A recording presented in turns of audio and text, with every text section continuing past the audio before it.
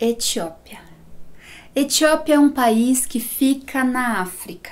Na parte norte da Etiópia existem diversas montanhas de todos os tamanhos, de todas as alturas. E nos pés das montanhas existem algumas aldeias, vilarejos, pequenas cidades. Em algumas dessas cidades existia a escravidão. Existia um escravo que desde criança vivia com o mesmo amo. E o seu amo lhe dizia que o escravo era como da família. Dizia-lhe ainda que, claro, um dia você será um homem livre. O escravo acordava todos os dias às 5 da manhã.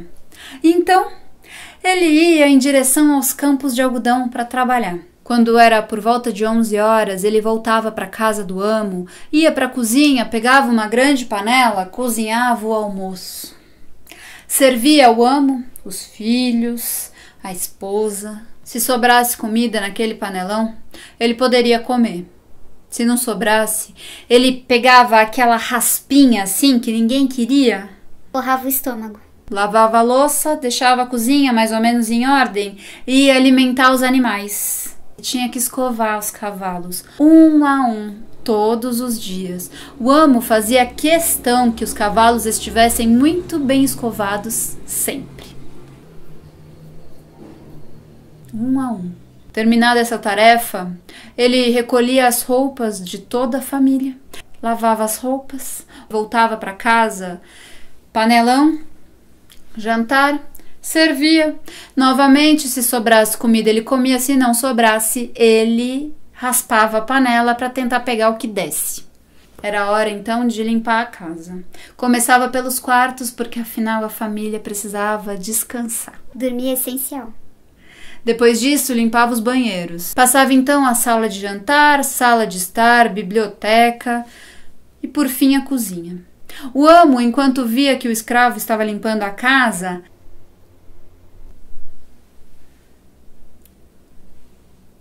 Acho que não tá limpo. Faça de novo. e o escravo fazia de novo. Terminava, por fim, por volta das 3 da manhã, da madrugada. E assim, sua rotina recomeçava, até as 3. Das 5 às 3, das 5 às 3, das 5 às 3, das 5 às 3, das 5 às 3, das 5 às 3.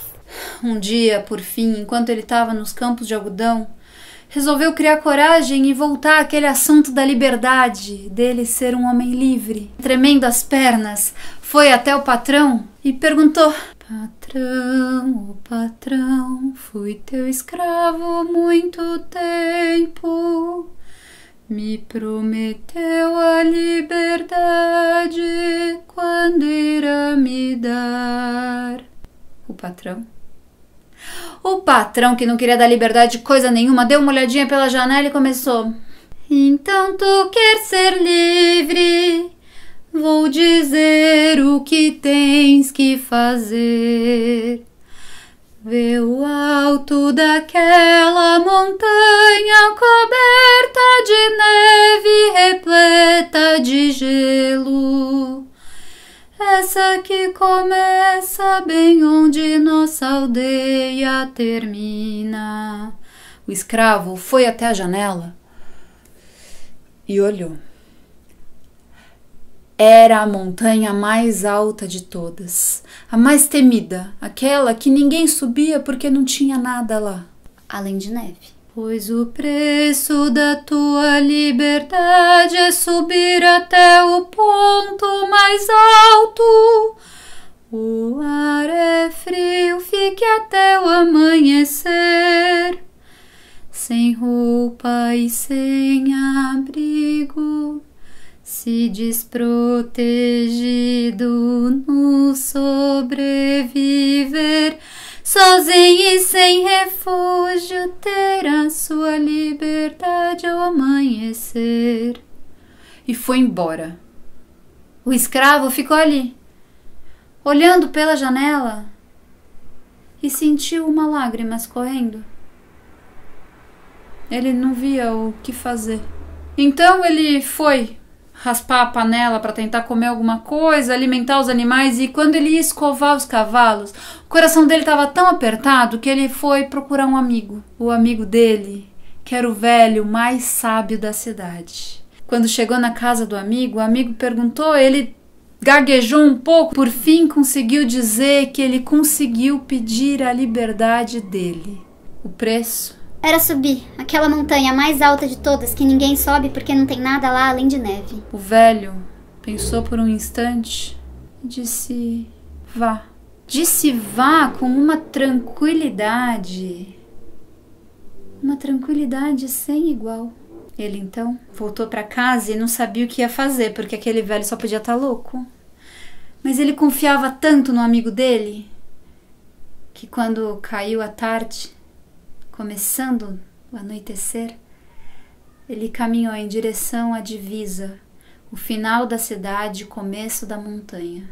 Tirou seus calçados, tirou as calças, tirou a blusa. Mas é alta mesmo! Quanto mais ele olhava para o alto da montanha, menor ele se sentia. Ele sentia como se ele fosse uma formiguinha pequenininha, minúscula. De onde ele estava não tinha mais volta. Ele ia, foi subindo. Primeiro, foi sentindo as pedras, pedregulhos fininhos, pontudos, furando seus pés. Depois disso, um barro com galhos que o pé afundava e quando ele tirava, os galhos arranhavam e riscavam toda a sua batata da perna, o tornozelo. Na sequência, começava uma neve fininha que se misturava com a terra e a neve ia engrossando, cada vez mais densa.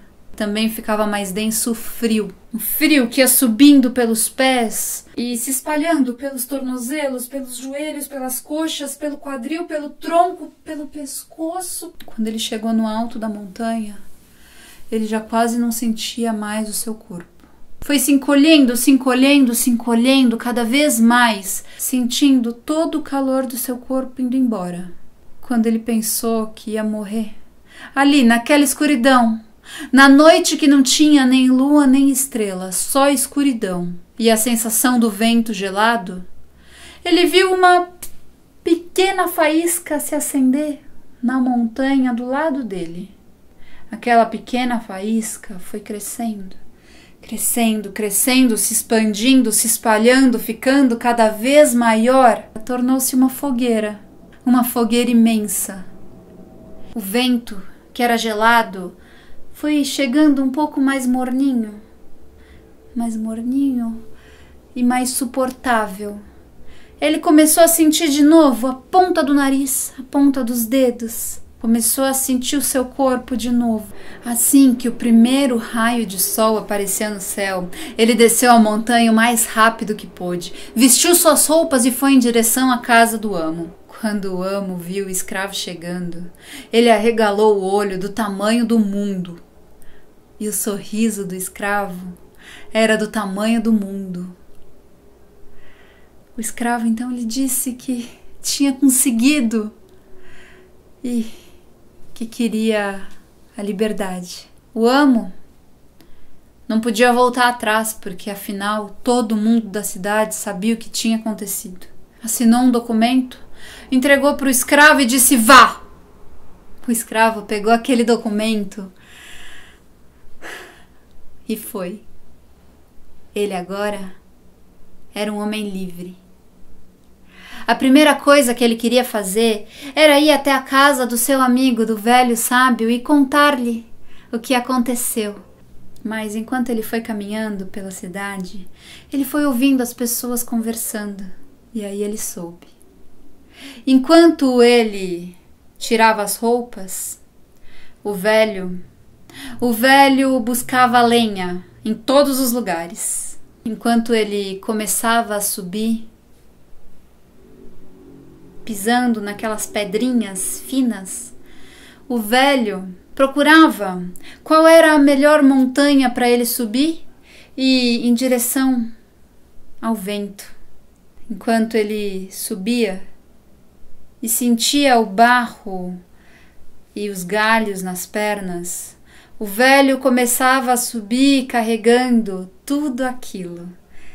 Carregando lenha, carregando álcool, carregando fósforos, tudo que fosse necessário para uma fogueira. Enquanto ele sentia o gelo subindo pelo seu corpo todo, o velho continuava sua subida procurando na montanha qual seria o melhor lugar.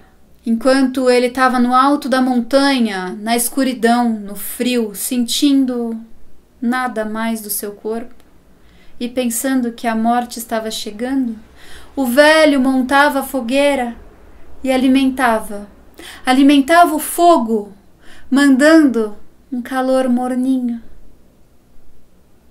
que tomava conta e mantinha a vida. Ele sabia que não precisava contar nada para o velho amigo. Tudo que ele queria era agradecer. Quando chegou na casa do amigo, deu um abraço forte, longo, e desde então, os povos das montanhas do norte da Etiópia dizem que o fogo da amizade é libertador.